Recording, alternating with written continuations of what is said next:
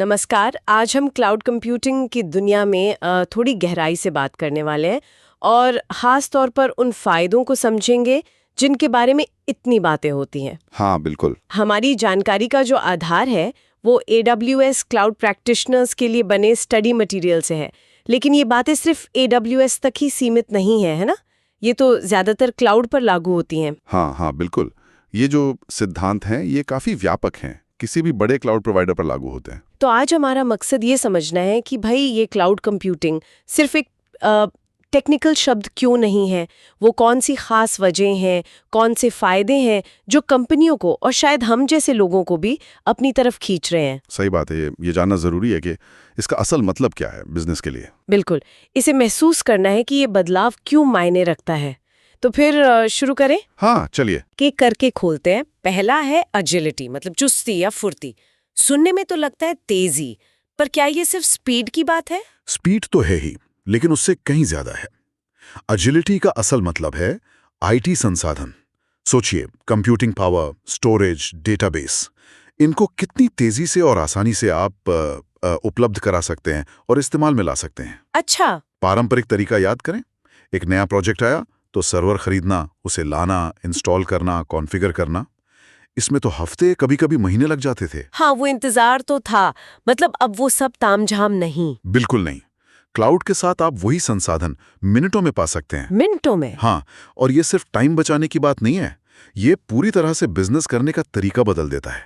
कंपनियां बड़े जोखिम भरे दाव लगाने के बजाय छोटे तेज कदम उठा सकती हैं। अच्छा। नतीजों से सीख सकती हैं और जरूरत पड़े तो फटाक से दिशा बदल सकती हैं।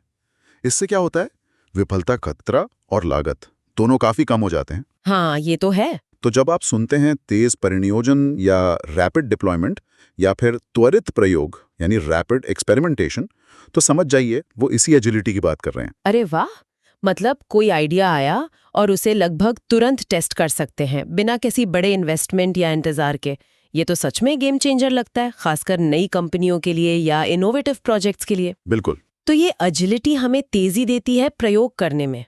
लेकिन मान लीजिए प्रयोग सफल हो गया और अचानक बहुत सारे लोग आपकी सर्विस इस्तेमाल करने लगे, तब क्या सब ठप पड़ने का खतरा नहीं होता? ये बहुत अच्छा सवाल है और ये हमें सीधे दूसरे बड़े फायदे पर लाता है, इलास्टिसिटी यानी लोच। इलास्टिसिटी? इलास्टिसिटी का मतलब है जरूरत के हिसाब से आईटी संसाधनों को स्वचालित रूप से ऑटोमेटिकली बढ़ाना या घटाना। ये सुनने में शायद जादू जैसा लगे, पर यह क्लाउड की एक बहुत शक्तिशाली क्षमता है। स्वचालित रूप से मतलब सिस्टम खुद ही समझ जाता है। कोई उदाहरण दे सकते हैं इसका? हाँ, सबसे आम उदाहरण है एक ई-कॉमर्स वेबसाइट का। मान लीजिए दिवाली की सेल शुरू हुई और अचानक वेबसाइट पर हजारों लाखों लोग आ गए। हाँ, होता है। पारंपरिक सिस्टम शायद इस लोड के नीचे बैठ जाए, लेकिन क्लाउड में इलास्टिसिटी की वजह से सिस्टम अपने आप जरूरत के हिसाब से ज्यादा सर्वर क्षमता जोड़ लेगा, ताकि वेबसाइट बिना किसी दिक्कत के चलती रहे।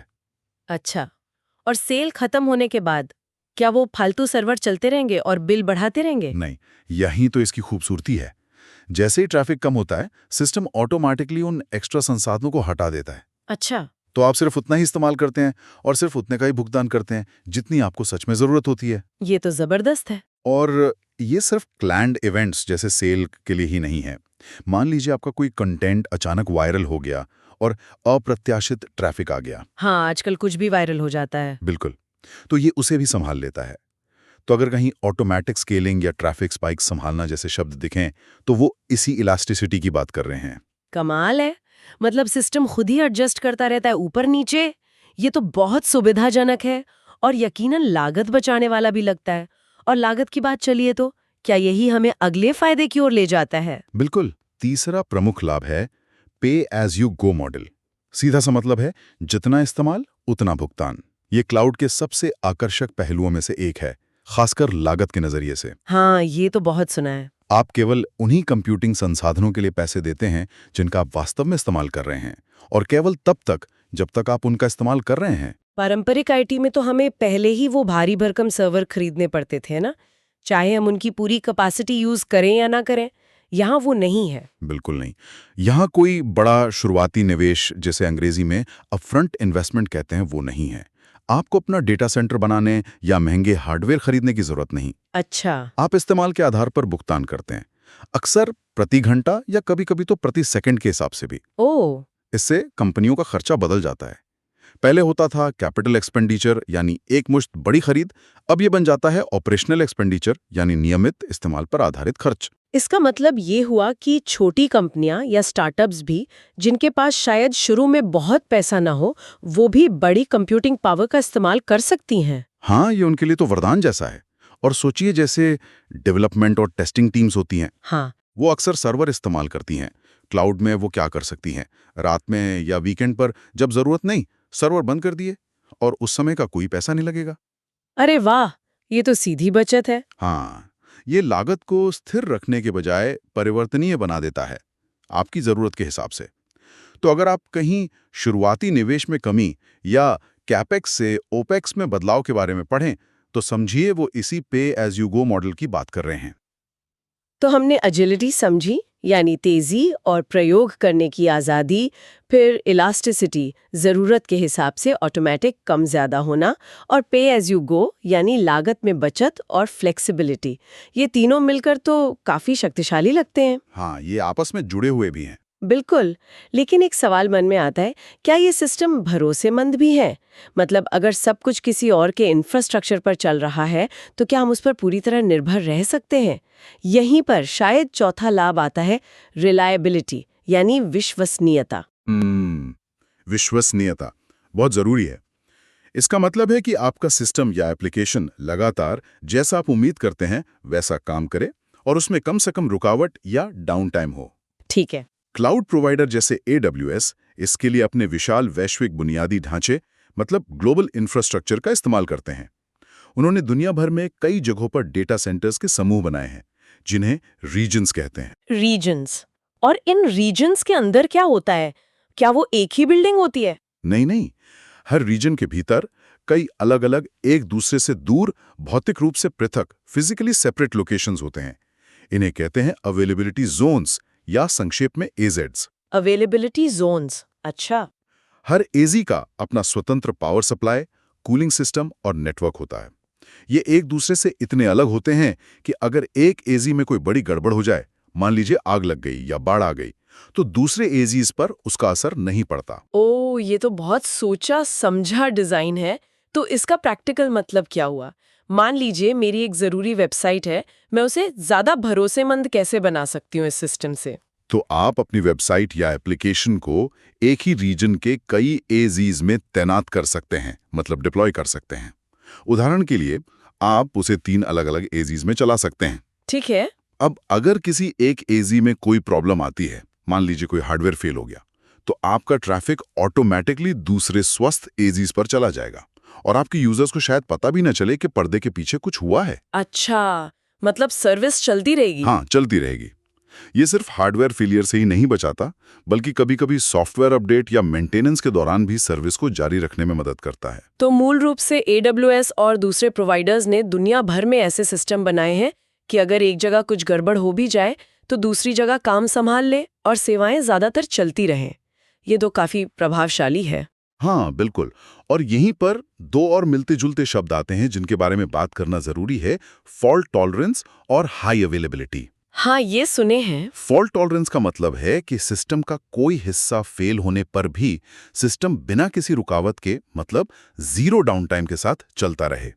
हाई अवेलेबिलिटी का मतलब है कि सिस्टम ज्यादातर समय चलता रहे, लेकिन फेलियर की स्थिति में शायद थोड़ी देर की रुकावट आ सकती है, बहुत कम डाउन टाइम के साथ। अच्छा। क्लाउड का इंफ्रास्ट्रक्चर इन दोनों को हासिल करने में मदद करता है। हम इन दोनों में जो बारीक अंतर है उस पर थोड़ी देर में और बात करेंगे। ठीक है, जरूर। विश्वसनीयता तो बहुत जरूरी है, समझ आ गया। लेकिन जब हम अपना सारा डेटा और एप्लीकेशंस किसी और के हवाले कर रहे हैं एक तरह से, तो सुरक्षा यानी सिक्योरिटी का सवाल तो मन में आएगा ही। ये हमारा 5वां लाभ है, क्लाउड कितना सुरक्षित है। एक बहुत ही स्वाभाविक और जायज चिंता है और क्लाउड प्रोवाइडर्स इसे बहुत बहुत गंभीरता से लेते हैं। सिक्योरिटी क्लाउड का एक और महत्वपूर्ण स्तंभ है। AWS जैसे प्रोवाइडर डेटा, पहचान, आइडेंटिटी, एप्लीकेशंस और पूरे इंफ्रास्ट्रक्चर की सुरक्षा के लिए कई स्तरों पर मजबूत उपाय करते हैं।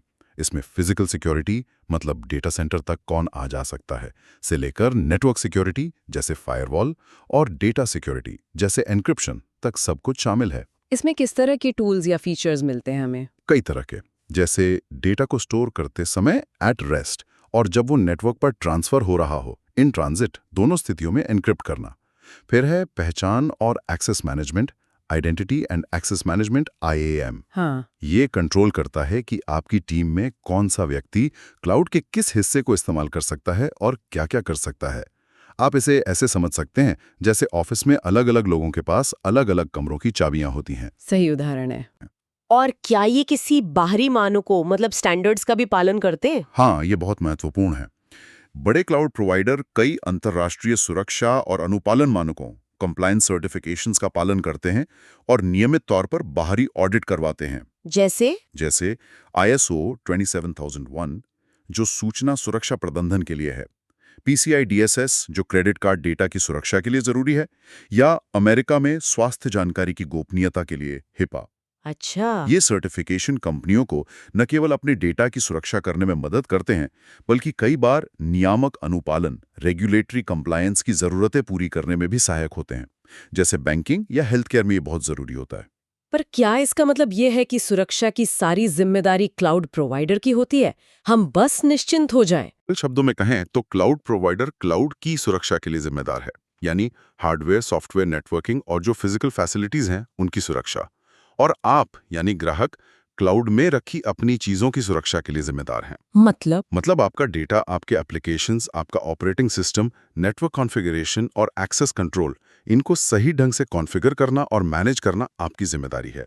प्रोवाइडर आपको बहुत सारे सिक्योरिटी टूल्स और फीचर्स देता है, लेकिन उनका सही इस्तेमाल करना ग्राहक का काम है। अच्छा, तो ये बंटवारा समझना जरूरी है। ठीक है, सुरक्षा एक बड़ा पहलू हो गया। अब आते हैं छठे और अंतिम प्रमुख लाभ पर, ग्लोबल रीच यानी वैश्विक पहुंच। इसका क्या मतलब है? ग्लोबल रीच का मतलब है कि क्लाउड आपको दुनिया भर में कहीं भी बहुत आसानी से और तेजी से अपने एप्लीकेशंस और डेटा को तैनात करने यानी डिप्लॉय करने की क्षमता देता है। जैसा हमने पहले बात की थी, AWS के रीजन्स और अवेलेबिलिटी जोन्स पूरी दुनिया में फैले हुए हैं। अमेरिका, यूरोप, एशिया, ऑस्ट्रेलिया, दक्षिण अमेरिका और अब तो अफ्रीका में भी। हाँ, ये मैप देखा है मैंने। इसका फायदा कैसे मिलता है? मान लीजिए मेरी कंपनी भारत में है, लेकिन मेरे कुछ ग्राहक यूरोप में भी हैं। तो आप क्या कर सकते हैं? आप अपने एप्लीकेशन की एक कॉपी यूरोप में स्थित किसी AWS रीजन में, जैसे फ्रैंकफर्ट या आयरलैंड, वहां तैनात कर सकते हैं। अच्छा, ऐसा करने से यूरोप के जो आपके यूजर्स हैं, उनके लिए लेटेंसी कम हो जाएगी। लेटेंसी मतलब? लेटेंसी मतलब डेटा को यूजर तक पहुंचने में लगने वाला समय। जब सर्वर यूजर के ज्योग्राफिकली करीब होता है तो ये समय कम लगता है। इससे वेबसाइट या ऐप ज्यादा तेज महसूस होती है और यूजर का अनुभव बेहतर होता है। ओ, तो मतलब मैं यहाँ भारत में बैठे-बैठे बिना किसी विदेशी ऑफिस या डेटा सेंटर के सेटअप के कुछ ही क्लिक्स में अपनी सर्विसेज को दुनिया भर में फैला सकती हूँ। बिल्कुल, यही ग्लोबल रीच की ताकत है। एक छोटा सा स्टार्टअप भी जिसके पास शायद बहुत संसाधन न हो, वो भी मिनटों में ग्लोबल ऑडियंस तक पहुंच सकता है। ये तो कमाल है। आपको हर देश में जाकर इंफ्रास्ट्रक्चर खड़ा करने की जरूरत नहीं है। ये व्यवसायों के लिए अपने बाजार का विस्तार करना अविश्वसनीय रूप से आसान बना देता है। तो अगर आप कहीं वैश्विक ग्राहकों के लिए कम लेटेंसी या दुनिया भर में आसानी से विस्तार जैसी बातें पढ़ें, तो वो इसी ग्लोबल रीच लाभ की ओर इशारा कर रही हैं। तो ये थे क्लाउड कंप्यूटिंग के 6 मुख्य फायदे। एजिलिटी, फुर्ती, इलास्टिसिटी, लोच, पे एज यू गो, जितना इस्तेमाल उतना भुगतान, रिलायबिलिटी, विश्वसनीयता, सिक्योरिटी, सुरक्षा और ग्लोबल रीच, वैश्विक पहुंच। ये सब मिलकर ही क्लाउड को इतना शक्तिशाली बनाते हैं, है ना? हाँ बिल्कुल, हर एक का अपना महत्व है।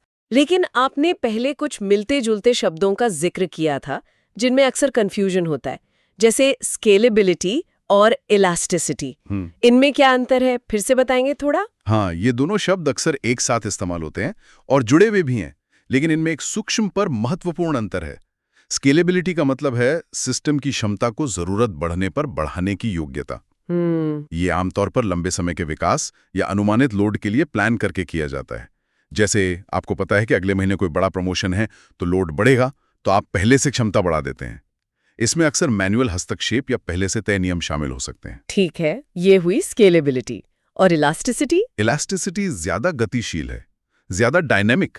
ये मांग में अचानक होने वाले उतार चढ़ाव के जवाब में संसाधनों को स्वचालित रूप से ऊपर और नीचे स्केल करने की क्षमता है। अच्छा, ऑटोमेटिक। हाँ, ऑटोमेटिक और तेजी से। ये शॉर्ट टर्म जरूरतों को पूरा करने के लिए है, जैसा हमने वो दिवाली सेल या वायरल कंटेंट वाले उदाहरण में देखा था।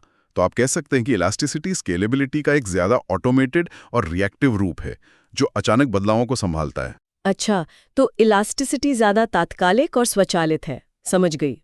दूसरा जोड़ा था फॉल्ट टॉलरेंस और हाई अवेलेबिलिटी का, जो विश्वसनीयता से जुड़े थे। इनमें क्या मुख्य फर्क है? ये भी एक महत्वपूर्ण अंतर है, खासकर जब आप सिस्टम डिजाइन कर रहे हो। हाई अवेलेबिलिटी HA का लक्ष्य होता है कि सिस्टम ज्यादा से ज्यादा समय चालू रहे, मतलब अप टाइम ज्यादा हो। हाँ, जैसे 99.9% या 99.99% अप टाइम। ये मानकर चलता है कि कभी-कभी शायद थोड़ी देर के लिए, कुछ सेकंड या मिनट के लिए रुकावट आ सकती है, जब सिस्टम किसी फेलियर से उबर रहा हो या बैकअप सिस्टम पर स्विच कर रहा हो। इसका फोकस डाउन टाइम को कम से कम करना है। ठीक है, न्यूनतम डाउन टाइम और fault tolerance. Fault tolerance FT इससे एक कदम आगे है। इसका लक्ष्य है कि सिस्टम का कोई एक हिस्सा, जैसे कोई सर्वर या नेटवर्क कार्ड, अगर फेल हो भी जाए तो भी सिस्टम बिना किसी रुकावट के, बिल्कुल बिना रुके चलता रहे, यानी शून्य डाउन टाइम। शून्य डाउन टाइम। हाँ, ये अक्सर पूरी तरह से रिडंडेंट सिस्टम बनाकर हासिल किया जाता है। मतलब हर चीज की एक एक्स्ट्रा कॉपी तैयार रहती है।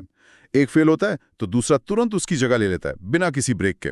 फॉल्ट टॉलरेंस आमतौर पे हाई अवेलेबिलिटी से ज्यादा जटिल और महंगा होता है।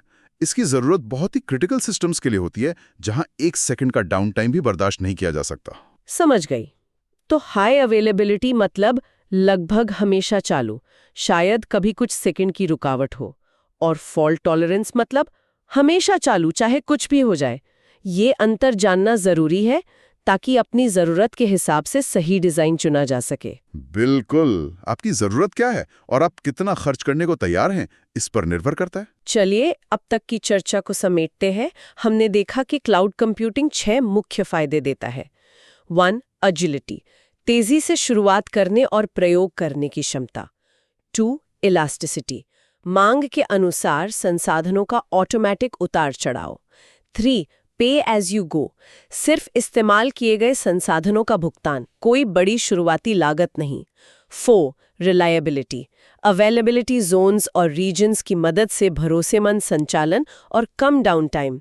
5. सिक्योरिटी, डेटा और इंफ्रास्ट्रक्चर की कई स्तरों पर सुरक्षा और नियमों के पालन में मदद। 6. ग्लोबल रीच, आसानी से दुनिया भर में पहुंच और यूजर्स के लिए बेहतर अनुभव। संक्षेप में कहें तो क्लाउड व्यवसायों को तेज चलने, लचीला बनने, लागत कम करने, भरोसेमंद सेवाएं देने, सुरक्षित रहने और वैश्विक स्तर पर काम करने में सक्षम बनाता है। बिल्कुल सही कहा आपने। और ये भी याद रखना अहम है कि इलास्टिसिटी सिर्फ स्केल करने से ज्यादा है, ये स्वचालित है। और फॉल्ट टॉलरेंस हाई अवेलेबिलिटी से ज्यादा मजबूत गारंटी देता है, शून्य डाउन टाइम के लक्ष्य के साथ। ये जो बारीकियां हैं, ये सही आर्किटेक्चर चुनने और उम्मीदें सेट करने में मदद करती हैं। तो ये सारी जानकारी किसी के लिए क्यों जरूरी है? देखिए, चाहे कोई टेक्नोलॉजी की दुनिया में नया हो, या किसी प्रोजेक्ट के लिए रिसर्च कर रहा हो, या बस ये समझना चाहता हो कि दुनिया कैसे बदल रही है, ये फायदे दिखाते हैं कि क्लाउड कंप्यूटिंग आज के डिजिटल लैंडस्केप का आधार क्यों बन गया है। सही बात है। ये सिर्फ बड़ी टेक कंपनियों के लिए नहीं है, ये छोटे व्यवसायों, स्टार्टअप्स और यहाँ तक कि व्यक्तिगत डेवलपर्स को भी वो क्षमताएं देता है जो पहले शायद केवल बहुत बड़े संगठनों के पास ही थीं। और इसी बात से जुड़ा एक विचार है जिस पर आगे सोचा जा सकता है। ये सीधे तौर पे शायद हमारे स्रोत में ना हो, लेकिन इस चर्चा से स्वाभाविक रूप से उठता है।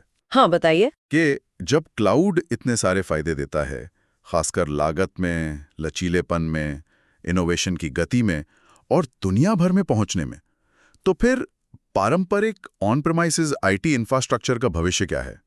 मतलब कंपनियों का जो खुद के डेटा सेंटर चलाने का तरीका है। हाँ, उसका क्या होगा?